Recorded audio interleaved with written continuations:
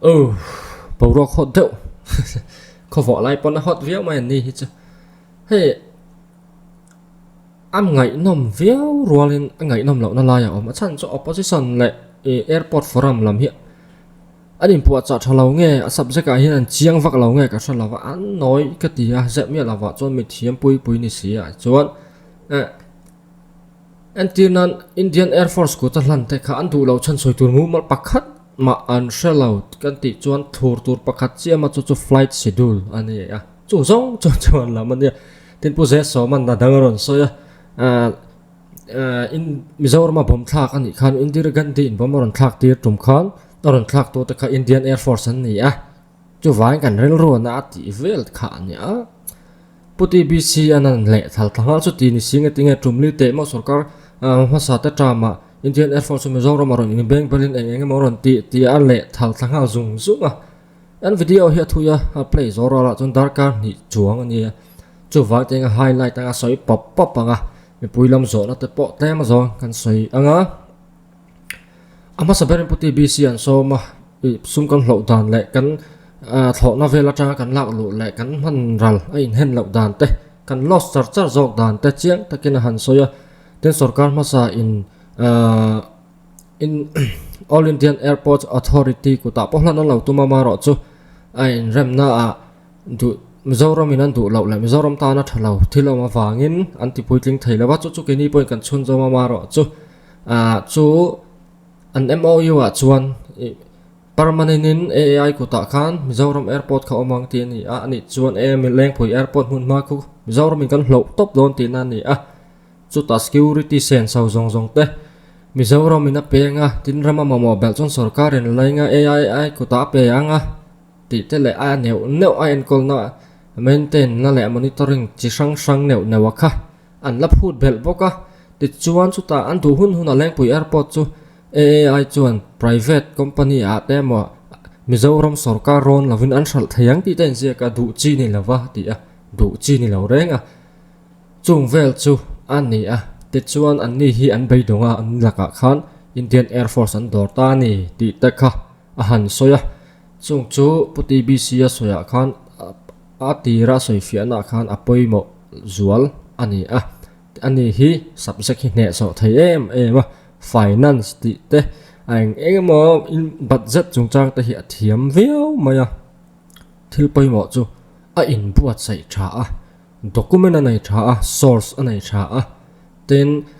tlang takina soya I sarkar document hi ke ni na kan du dan da na kan phor vengo thei te ani la owangin RTI mangin in hriat du tam tak te po hi ron zot ula chanai huma yang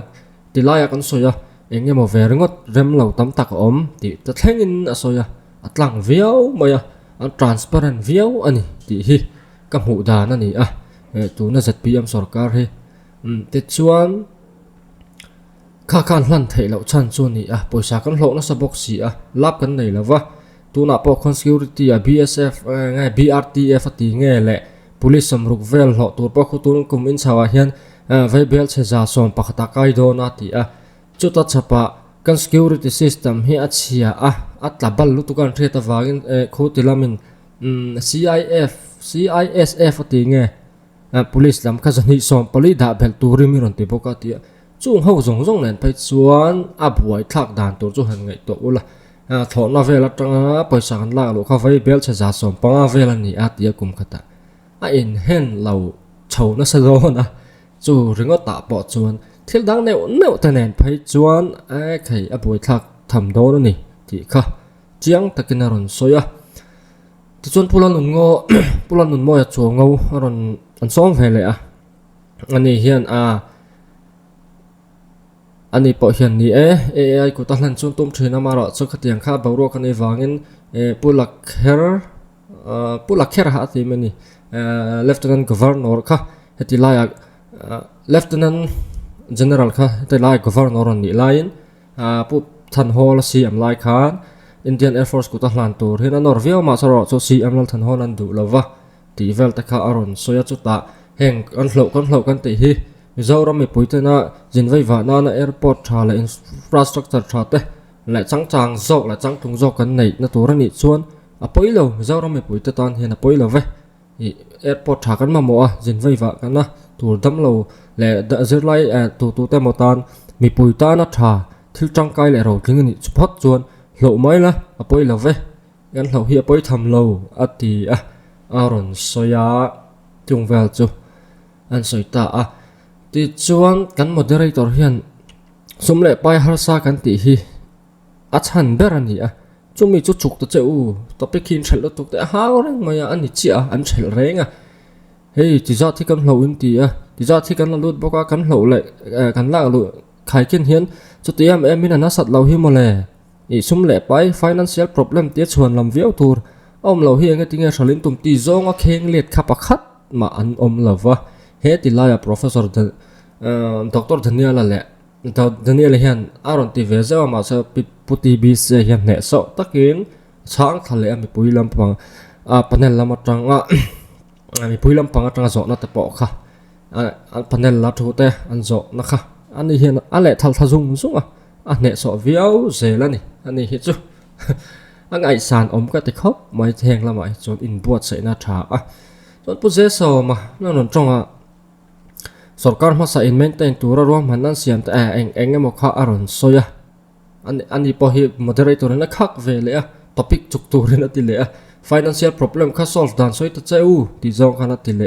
ani po na soi chuang lawa sarkar ma sa ten pu chong ngawang bokin lo chung an an kol thaya nang ni porin thai tur ni ti vel kha soi le airport din ani dan ta eng mo kha an ron soya maro chu eng tin nge ke ma ni state sarkar in kan maintain zel thang ti chu a solution na nei big chuang lawa te khan thati lo thu kha ron soi ve top maya top lama pai chuna tan chana noi viau nge ani chu chon forum lam hi chuan lep te po kan nei ve ti te kha anon soya ama ro chu lep kan nei lem lawani ti kha puti bi se hian ne so takin at le thal thazel te chon thil poi mo deuh chu mi puila ma tanga zo na hian sarkarin MLA funding tipunga le advisor to CM tala eng mo hlo in siam bela austerity measures la chungin heng in thil ti pun ho hi chokula airport maintain nan hian man thailom ni ti puti BC an pa ngai takina chang lo shrimma chang selaka ti ama thu ni lo wanga chang thangam lo ngai ka solawa kha chang se la thakap in khria saski sum ti teng engemon soi khang te kha airport huama maintain nan le monitoring nan te chon mang sala development an share ve lawem ni ka tia nge thil danga dam doi in sikul ti te engemo saknan vel andu dan khatiang lam chawa man khan tum nge ka salawa airport te hi Mizoram sarkar ta Mizoram puita ta ni si chuan airport maintain nan ta po chuan mang se development chona chiar thai tholom ni tu chu zo na om ve bok khang kha engemo an soina atang khan te chuan kha poi mo lai chu ni atuna an thil khela chuan thil airport maintain na tur kan sen so phusuk tur dawa solution om ve thai chu kha ni pak chu nge khoi tringen po chuang ti chu ka thalawa punun mo chu ngo to po hian air pot an siam thata ran o an siam thata thlona lian jok tum thai turan siam that pon state danga te pon state sarkarin paisan tum chuang lo ti te soya chung te po chumiron tum sak ve ta se anu zela security te engemo en kol na tura hlo tu ta kha sarkarin na tum tho nga ya ala sol chuang lo zela sarkar tum kher lo hin ti dan omang ti te engemo an soya athoin ma se ti dan an chuang lawa an riat nok ani bera ani na taka chuan amaro chu punun moina asil soipoi mo deuh chu AAI na nin biak na hian chief secretary level chief minister level temo political level engemo khatia zong khan formal taka in biak na in nei lawa ati anga beidonga Indian Air Force lam in hoi ringo thi chu diklo chief minister po hian prime minister temo bia inama chief secretary level te engamo thil hian ti thale te uti na to pangena ka cho dik viau ni na langa puti BC upon react ngai na vak asalaw boka ani chief secretary hlui ni thil poi mo sarkar indor ton dan tur te chu tha chiang viau na rin oma soi dikanga kha chu apoi mo khop mai ani na taka chuan te chuan ZPM lampoi han ngai tu non ta sela khang te kha AI ku ta chuan in rem na thazok nen thil te po chola ti thei mai thei pak thil va kam lova Indian Air Force ku ta hlan du lo chan hi mu mal soi tu reng an thlava flight schedule chia khan chuan lama hau ang heng ka tia flight schedule an chuan lama tin an ku ta ama an thu ni to don ti vel kha ni an thu ani na chin na omanga ani lo na lai pom do na ni hi chu chiang renga Mizoram State Sarkar hin apa pek don reng lava achan chu kan soyam khan permanent pek du lo van AI ne in rem thai lo a sen so Mizoram Sarkar tum reng don awangin an in rem thai lo a chiang renga an du lo na khami an thil sign an du lo na close nan aron soi chuak vaka ngai thlang an thamang chu wang chon Air Force ku ta hian tran nei na ma om mai thei ti na ni a permanent chon an hlan don lo hrim ti kha chiang renga ni chuta chuan Mizoram Sarkar ta na hlok na om tur en tinan landing charge ti te man navigation charge engemaw kha khang ho khat Air Force hian min lak sakan tum lo hrim tuna chuan AI ki nan la vek ati puti BC hian khang kha landing charge ti ang chi kha lama zo na anon zo khan asoi fi kan chang lava ati chung te chu kan chang to anga engemaw kha hlepa om zo kang Air Force ko ta om hian ati khatiang ani chuan ka ngai dana chuan Air Force ku ta hlan chu asual na om lawanga Mizoram Sarkar ina a hlep nei chuang si lawa poisa lo sen bel treu lo hlo zo ko ni si chuan tram nei na ma chuan eng kum chunui khamizat chu ema han kol sala asual na om vak lawinarin om zok ni lo chuan an ni hian Air Force ku ta hlan hi a that lo na soi turan reng lawa flight schedule khan soya hey technical delay ma engeng ma om thi na antinan mai technical kharro pon ni anga antina pakhat han soi tai la khwalo thalo deuh sela ro asurin chhum jing sela flight ta khan delay ni lo lan kan se la kha thil om reng ani thil om reng ani Indian Air Force ti in enkol sela chutiang ni wang kha ti zel tur ni don lova Indian Air Force na enkol lo po in flight te chu an cancel fo ani chu riat thil thleng pa ngai ni ting an du hun kan mang tang kai thei lawang ti vel kha an chuan lamani ama se AI le India rama flight zong an thlo chua an tum vel hun le ani tarwat tu hi ran pai han oma Indian Air Force khan an thunun don lawan ti boi phak ani lo hrim DGCA le AI ku ta omatia puti BC khan soya chung ho chuan thlo na zong hi number ne an chin chi chumenia chuan thlo so hun tu nan zong an schedule sa veka winter season le summer season an duang veka an ni na an duwa an cancel ngot thei ni lo an siam fel sa veka ni an kuta am lo ve chutiang flight schedule te chuti kha an soi fia le an chuan lam kha chu tangal nol an deuh bara an reng boka tin emergency thila te hian in dole eng mo te lo om se te possession man chung in national emergency te chuan le Sri Lanka pokha kan thia COVID-19 te po airport an khar mai ani khang chu thil pa ngai ani thil om dan tur ani a cancel thei veka fundamental right ti te po emergency lai te chuan an suspend mai zel ani chu wangin